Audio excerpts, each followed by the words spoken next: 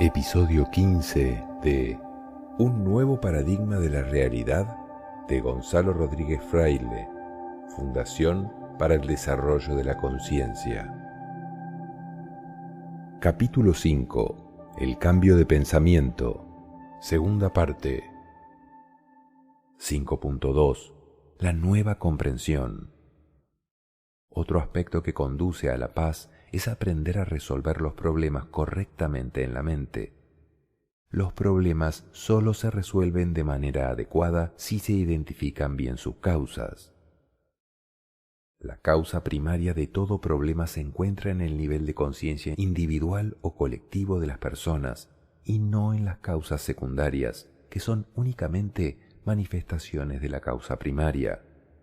Por ejemplo, ante una crisis económica, los expertos hallan muchas causas posibles: el exceso de deuda, el paro, la mala gestión administrativa, la falta de inversión a largo plazo, la corrupción, etc.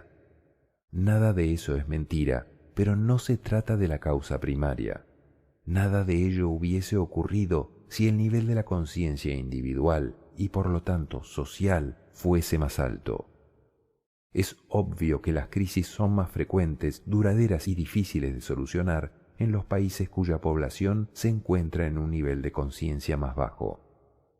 Los problemas que aparecen en un nivel de conciencia solo se pueden resolver en el siguiente nivel, y así sucesivamente. Por lo tanto, cualquier solución que no considere esto será ineficaz. El conocimiento en profundidad de los niveles de conciencia y su correlación con la conducta humana implica una nueva comprensión de los procesos de desarrollo humano. Ese conocimiento en sí mismo tiene el poder de transformar la mente. Será una herramienta vital en el proceso de evolución. Ayudará a distinguir mucho mejor quiénes son maestros y quiénes ignorantes, aunque estos últimos puedan ejercer funciones de maestro. Se evitarán en consecuencia muchas confusiones en mentes inocentes o ignorantes. Esto podría acelerar la evolución. El nivel de conciencia individual y colectivo es tan discernible hoy como lo es el cociente intelectual. Usando la herramienta del conocimiento, la mente puede evaluar mucho mejor la correlación entre personas y funciones. Cada nivel de conciencia tiene sus funciones correspondientes. No hay buenos frutos si no hay idoneidad entre la persona y su función. Todas las organizaciones humanas, ya sean económicas, políticas, religiosas, espirituales, etc., tienen su lugar dentro del espectro de los niveles de conciencia. Sus sistemas de regulación interna deberían ser correspondientes con el nivel en que estén operando. Por ejemplo, la democracia es correspondiente con el tercer nivel de conciencia porque en él no se reconoce claramente la sabiduría y por tanto debe ser elegida. Sin embargo, ese sistema resultaría obsoleto para las organizaciones espirituales de cuarto nivel. En este, la sabiduría se reconoce, no se elige. En el cuarto nivel se manejan las situaciones por reconocimiento de la ley, si no, es que no se está en él. Ahora bien, solo las personas que lo han alcanzado pueden llevar a cabo el reconocimiento. Los líderes de las organizaciones religiosas y espirituales deberían ser consensuados, no elegidos exclusivamente entre personas del cuarto nivel y por personas del cuarto nivel. En él el objetivo es compartir y no competir, servir y no controlar, asumir funciones, no tener autoridad o privilegios. La ciencia sabe actualmente que lo más importante en el servicio es conmover y no convencer. Es más eficiente disponer de unos pocos individuos con frecuencia vibratoria contagiosa que de muchos con menor vibración. Esto se debe al poder exponencial de las vibraciones más altas. Tal idea se expresa mejor en la teoría del caos dentro de las matemáticas y más concretamente en los análisis del punto crítico. Cada nivel de conciencia está dividido en escalas. La diferencia entre escalas es más pequeña que la existente entre niveles. Los seres humanos tienden a interactuar con personas de las escalas de su mismo nivel. Las de niveles distintos interactúan con más dificultad entre sí porque hay más diferencias en el comportamiento de unas y otras. Las escalas pueden ser agrupadas y son homogéneas. Las densidades homogéneas son partes fraccionarias del mismo nivel, mientras que las heterogéneas son las que están en diferentes niveles. Los heterogéneos se agrupan, pero no se integran. La sociedad está llena de agrupaciones heterogéneas que no pueden integrarse. Los seres humanos nos encontramos en un entramado social, pero solo estamos integrados con personas homogéneas. Incluso dentro de los homogéneos existe la incompatibilidad, que impide la integración en algunos casos. Hay, pues, homogéneos incompatibles. En definitiva, la integración solo se puede dar entre homogéneos compatibles. En los demás casos resulta imposible. Los experimentos sociales que no comprendan este hecho no obtendrán resultados satisfactorios. Cuando se intenta la integración de personas heterogéneas, éstas tienden a destruirse o a independizarse. Ello se debe a que los heterogéneos no pueden alcanzar acuerdos, y sin acuerdo no hay convivencia. Sin conciliación desde la ley superior al acuerdo, no hay paz. El acuerdo es la mejor técnica para la convivencia de homogéneos compatibles en la conciencia del yo. En niveles de conciencia superiores se usa la conciliación desde el punto de ley, lo que hace innecesario el acuerdo, puesto que se basa en el propósito común y se centra en el contexto. Tal comprensión delimita la responsabilidad humana y alivia muchas cargas. No integrarse con lo heterogéneo fluye con la ley. No integrarse con los homogéneos incompatibles también, ya que no hay correspondencia. A la incompatibilidad entre las personas homogéneas se la llama relaciones de destino. Estas se caracterizan por las diferencias conceptuales y de comportamiento que provocan un desacuerdo permanente. Tal desacuerdo se manifiesta en los niveles de conciencia inferiores mediante agresividad, mala comunicación y sufrimiento. Las relaciones de amor, en cambio, se caracterizan por el reconocimiento de los valores mutuos y de la relación. Tal reconocimiento se manifiesta mediante la aceptación de las diferencias conceptuales, que se entienden como una gran oportunidad de aprendizaje, acuerdos autoasumidos, buena comunicación, apoyo mutuo incondicional y un alto grado de satisfacción. 5.3. Del entretenimiento versus la introspección al entretenimiento con introspección. El entretenimiento es necesario en su justa medida. Además, es un gran recuperador de energía vital. Los seres humanos estamos destinados a aprender disfrutando, no a aprender sufriendo. Sufrir es necesario para crecer porque es una consecuencia de la ignorancia, pero no es el propósito último. La mente que no está en paz no puede sentirse a gusto consigo misma y necesita estar siempre ocupada en alguna actividad externa. En soledad comenzará rápidamente a angustiarse, a preocuparse por el pasado o el futuro, a culparse a sí misma o los demás, etc. Y enseguida volverá a sus actividades preferidas. Cuando actúa de esta manera, la mente se entretiene, pero sin introspección, casi inconscientemente. Sin embargo, quien ha comprendido la información del nuevo paradigma sabe que los problemas solo existen en la mente. También ha llegado a entender que los problemas tienen su propia manifestación externa, pero solo se pueden resolver en la mente. Esta comprensión energiza la intención que hace que la mente comience a observarse a sí misma científicamente, porque observa no solo sus procesos, sino también sus resultados. Un refrán inglés dice: donde ponemos la atención, se expande. Cuando el ser humano pone su atención en la liberación de la mente, el proceso evolutivo se acelera rápidamente. Dicen los sabios que ver algo es el principio de su solución. Al hacerlo, se reconoce la limitación y ya está cumplida la mitad del proceso. Un individuo comprometido con su crecimiento tendrá que ir perfeccionando su disposición y su capacidad para la introspección, y habrá de emplear tiempo en ello.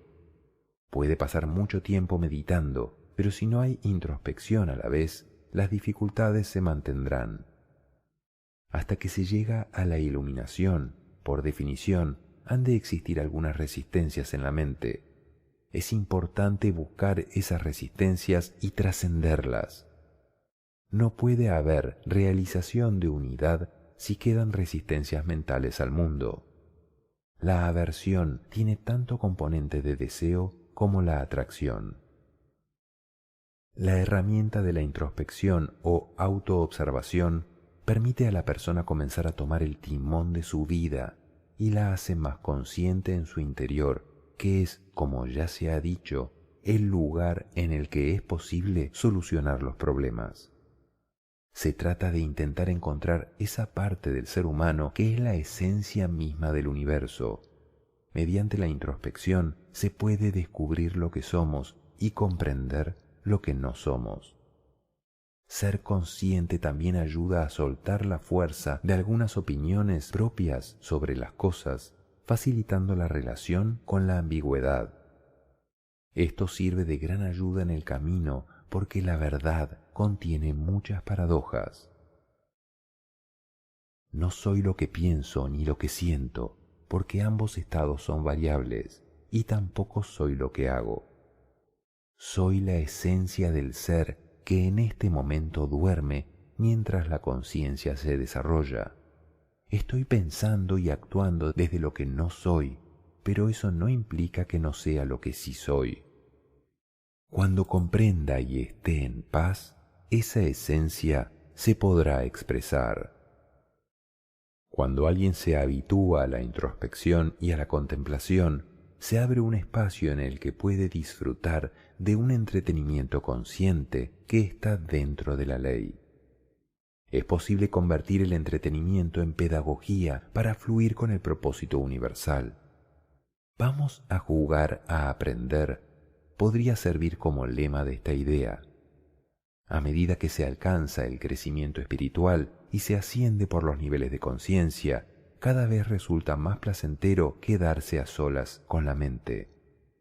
Un ejercicio que se puede intentar es el de pasar el día entero sentado en una silla a solas con la propia mente, sin distracción alguna. ¿En qué se podría ocupar la mente? ¿Qué ocurriría? 5.4. La despolarización de la mente. El poeta místico Rumi escribió: «Hay un lugar que está situado más allá del bien y del mal, y en ese lugar nos encontraremos». Hay que acostumbrar a la mente a que no piense tanto en términos de dualismo, de opuestos.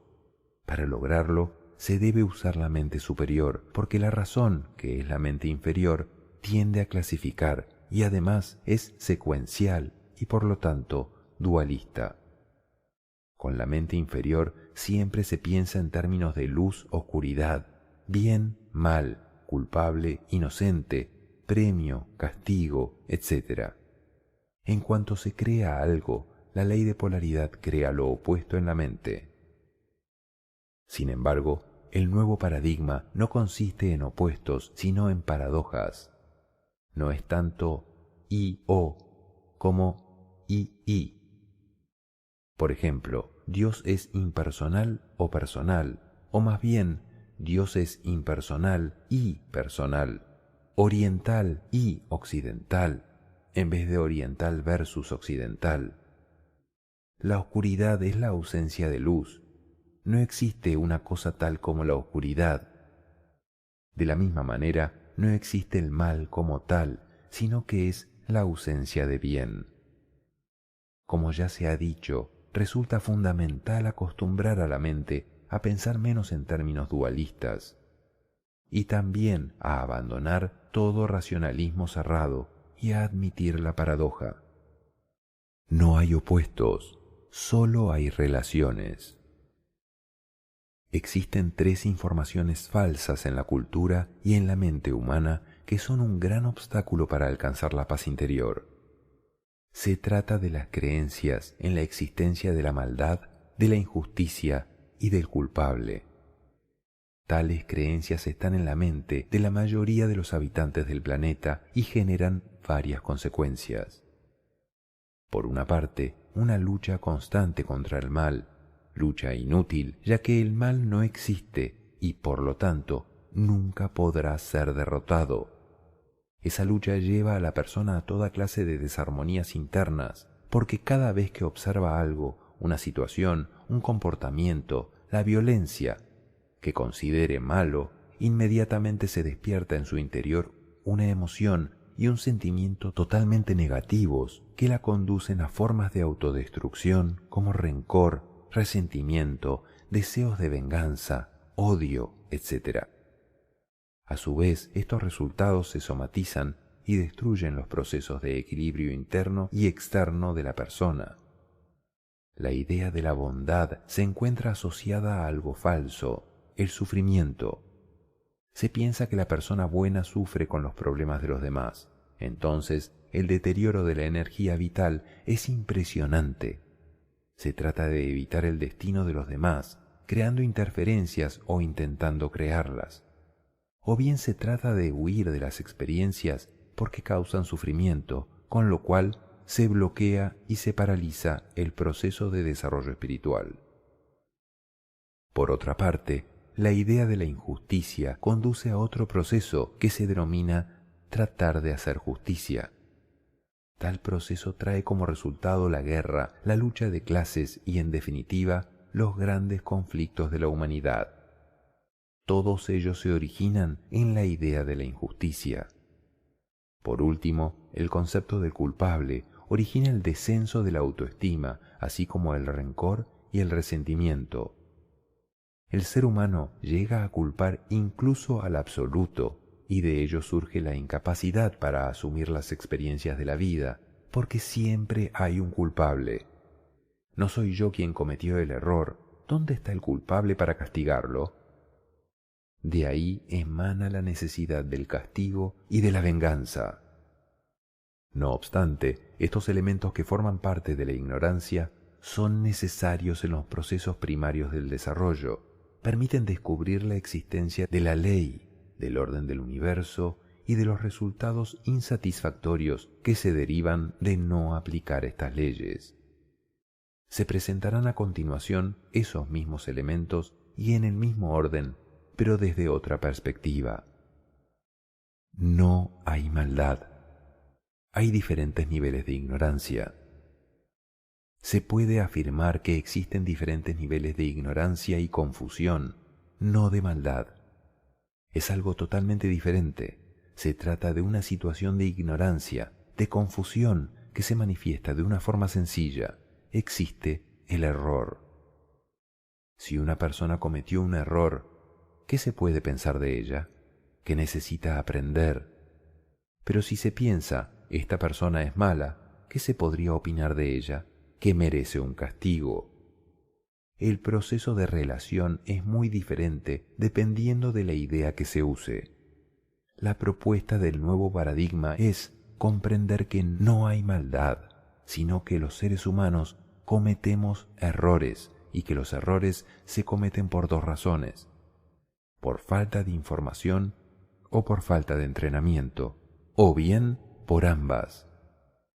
Esta cuestión queda explicada de manera muy clara en las Confesiones de San Agustín, capítulos 12 y 13, donde él dice: todo lo que existe es bueno, y el mal no es una sustancia, porque si lo fuera sería un bien. Vi claramente que todo lo que has hecho, Dios, es bueno y que no existe sustancia alguna que tú no hayas hecho. Esta idea también se puede encontrar en el Génesis. nuestro Dios hizo todas las cosas buenas. Génesis 1:31. Asimismo, dice San Agustín, no hay mal en absoluto para ti, y no solo para ti, sino para el conjunto de la creación. Nada hay fuera de ella que irrumpa y corrompa el orden que tú le impusiste. Sucede que en algunas partes de tu creación hay cosas que nosotros creemos malas porque no convienen, pero como estas mismas concuerdan con otras, son buenas, pues concuerdan con la parte inferior de la creación. A la luz de un juicio más claro, llegué a ver que, aunque las cosas superiores son mejores que las inferiores, la suma de toda la creación era mejor que las superiores solas. Cuando me pregunté qué era el mal, vi que no era una sustancia, sino la perversión de la voluntad cuando se aparta de ti. En palabras de otro místico, Rumi, de una tradición diferente, es necesario comprender que las cosas opuestas trabajan juntas, aunque aparentemente sean opuestas. En lugar de bondad, lo que se necesita utilizar es el servicio apropiado. Por eso se dijo antes que un servicio está mal interpretado cuando se asocia a la bondad en vez de a la sabiduría, que incluye la buena intención, por supuesto. El servicio es la forma de expresión del amor. No hay injusticia, hay correspondencia. La correspondencia es exactamente la experiencia que concuerda con la necesidad de aprendizaje de una manera matemáticamente exacta. Las situaciones que viven los seres humanos no son injustas, solamente son correspondientes con la necesidad de aprender. Por ejemplo, yo soy susceptible de ser ofendido, soy suspicaz, me hiere fácilmente lo que los demás hacen o dejan de hacer. ¿Dónde aprendo a no ser todas estas cosas? Hay un lugar exacto que corresponde. La ley de correspondencia postula: hay un lugar para cada cosa y una cosa para cada lugar. Por ejemplo, supongamos que estoy aprendiendo a no ofenderme. ¿Cuál es el lugar correspondiente para aprenderlo? No es un lugar de maestros. Ahí yo no podría aprender porque los maestros son respetuosos. Por el contrario, necesitaría estar frente a un ignorante que me agreda, que me critique o me invalide, para que yo me dé cuenta de que me puedo ofender. El lugar que me corresponde es la relación con el ignorante, porque yo he venido a aprender a no ofenderme. No hay culpables, hay ignorantes dentro de un proceso de aprendizaje. Darse cuenta de ello facilita el proceso del perdón. No perdonar es como tomar veneno uno mismo para que muera el otro. Existen dos niveles de perdón. Por un lado, el superficial, que podría expresarse mediante el siguiente ejemplo. Una persona me ha hecho algo malo, pero yo decido perdonarle. Eso es, decido no reaccionar ante su acción. El perdón puede ser selectivo, en el sentido de que se perdona esto, pero quizás no aquello. En todo caso, la mente sigue viendo una ofensa y por eso hay que hacer un esfuerzo para perdonar. El perdón profundo, en cambio, comprende que nadie te hace nada. No existe la ofensa. Las manifestaciones son creadas por las propias necesidades de aprendizaje.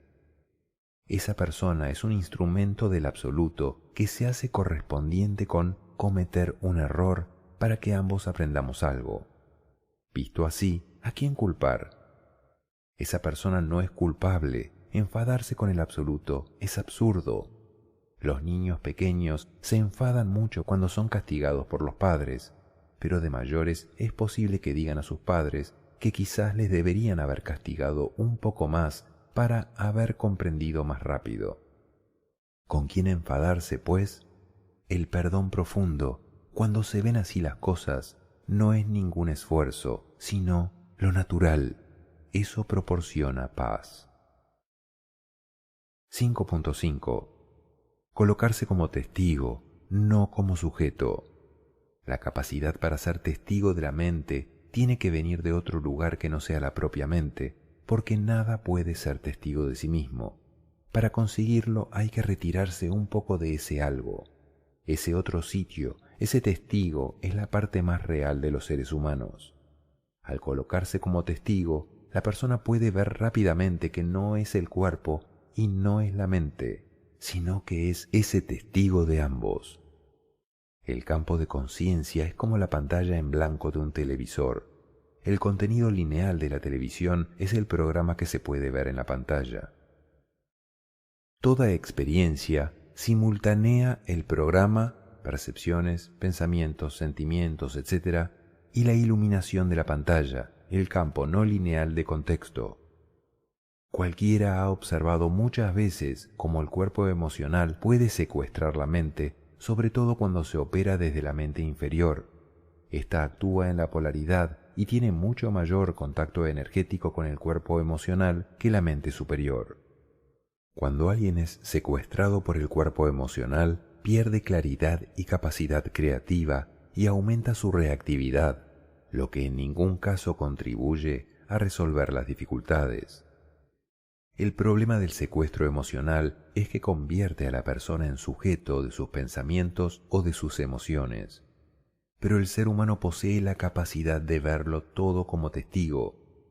Uno puede decirse a sí mismo, vaya, ya te estás enfadando otra vez, en lugar de hacerse sujeto del enfado, por así decirlo. Si uno se coloca como testigo, su paz aumentará considerablemente porque ya no estará metido en el lío, sino que estará desenergizándolo. Ya no se identificará con el enfado. Por ejemplo, un individuo puede ir al cine de dos maneras. En primer lugar, puede ir al cine sin más. Se hace sujeto de la película y se le dispara el cuerpo emocional. Por otro lado, puede ir al cine pensando, lo que voy a ver es una película, voy a disfrutar, pero no me voy a hacer sujeto de la película porque sé que esto no está ocurriendo realmente. Sé que estos señores son actores, que hay un equipo de cámaras alrededor que no salen en la película, pero que están ahí. La capacidad de colocarse como testigo resulta de gran ayuda y se puede practicar. Hay una historia oriental que trata sobre este punto. Un discípulo y su maestro caminaban por el bosque. Entonces el discípulo le dijo al maestro, he pasado gran parte del día pensando en cosas que no debería pensar, deseando cosas que no debería desear y haciendo planes que no debería hacer. El maestro le señaló entonces al discípulo una planta y le preguntó si sabía qué era. Beladona, contestó el discípulo. Puede ser mortal para el que coma sus hojas, pero no puede matar al que simplemente la contemple, apostilló el maestro. El ejemplo anterior permite ver cómo los sentimientos y emociones negativos no causan mal si uno no se hace sujeto de ellos. En muchas ocasiones la mente superior y la inferior funcionan al mismo tiempo. Como dicen los sabios, la mente tiene muchas voces. Hay que discernir qué procede de la superior y qué de la inferior. El trabajo humano consiste en ir soltando, desenergizando esas voces de la mente inferior que no dan paz, para centrarse más en las voces de la mente superior que sí proporcionan paz. Al comprender todo esto, ya se está listo para trabajar en los famosos 3 ceros y 2 cientos del crecimiento espiritual. 0 sufrimiento, 0 resistencia, 0 reactividad, 100% de comprensión de amor y 100% de actitud o espíritu de servicio. 5.6. Limpiando la mente inconsciente. Es necesario limpiar los traumas para poder avanzar en el desarrollo espiritual y tener una vida pacífica y armónica. La mente es como un iceberg. La mayor parte de ella está por debajo del agua, de la conciencia, pero esa parte oculta es la que controla la vida sin que se sea consciente de ello. Véase Annie Marquier, el maestro del corazón. En el pasado se han empleado extensamente las técnicas del psicoanálisis para este propósito. Por decirlo de forma resumida, se trataba de acceder a esos traumas ocultos para traerlos a la luz e integrarlos. Este método ha logrado cierto éxito, aunque es lento y laborioso porque se enfrenta a algunas dificultades.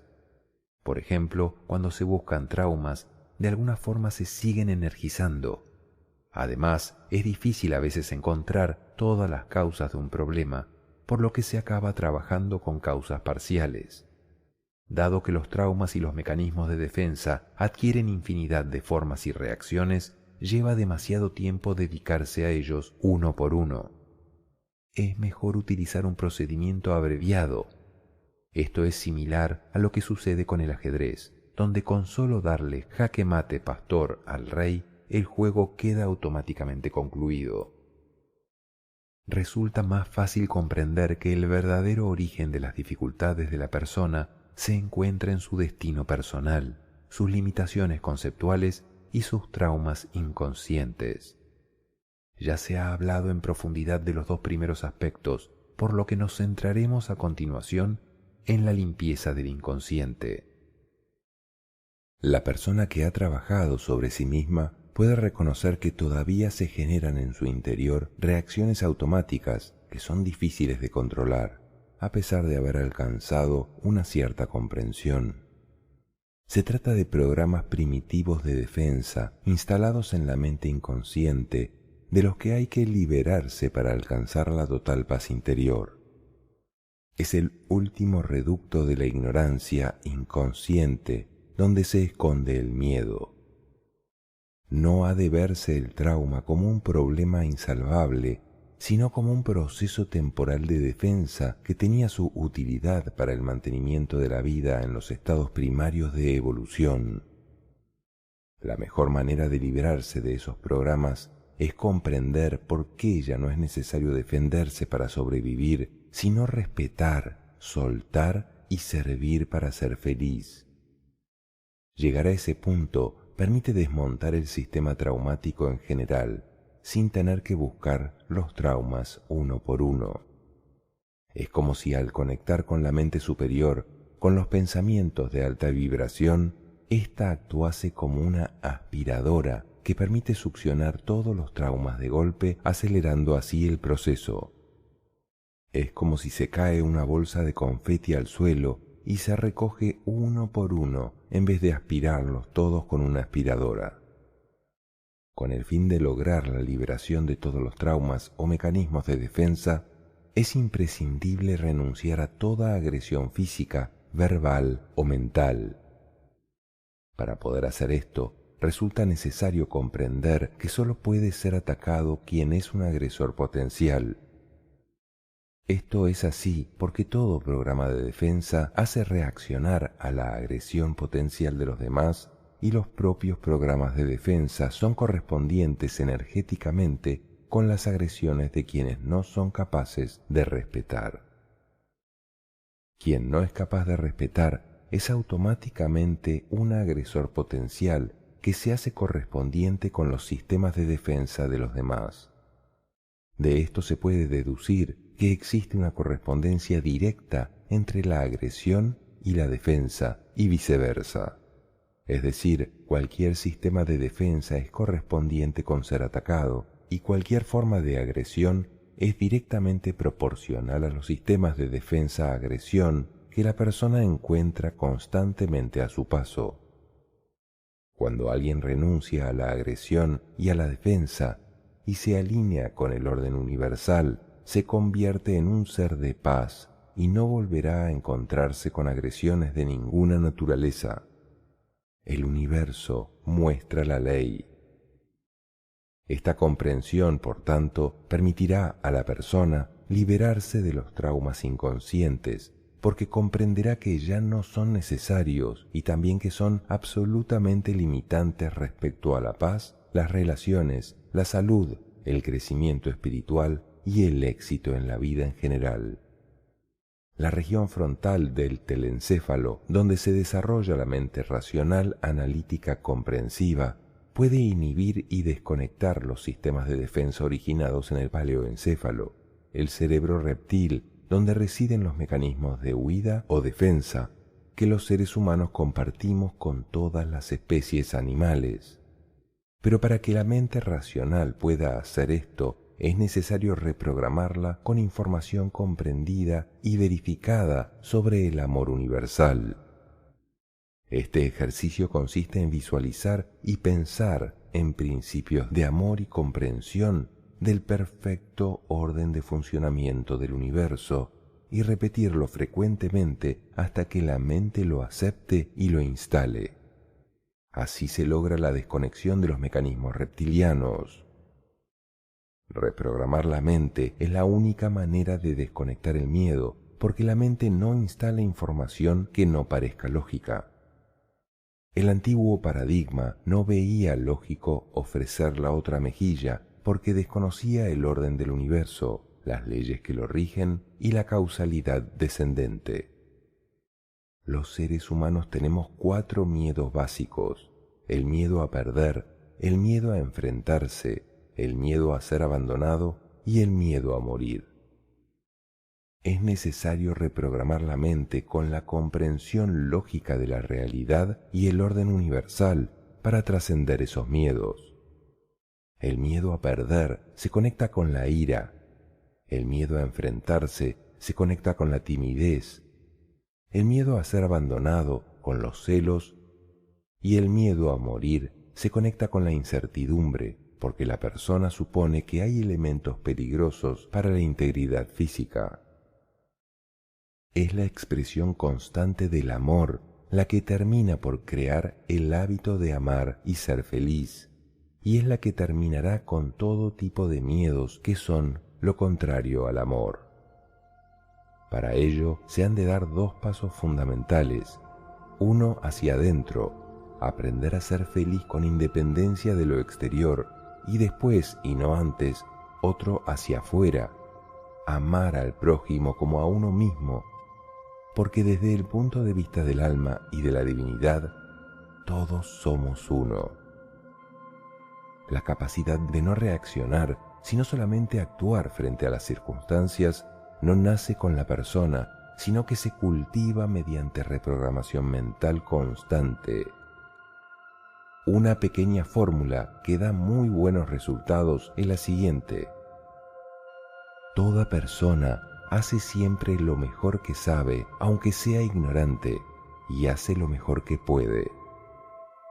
Todo lo que sucede en el universo es necesario para una función de amor, o no ocurriría, porque el universo es eficiente y no malgasta energía.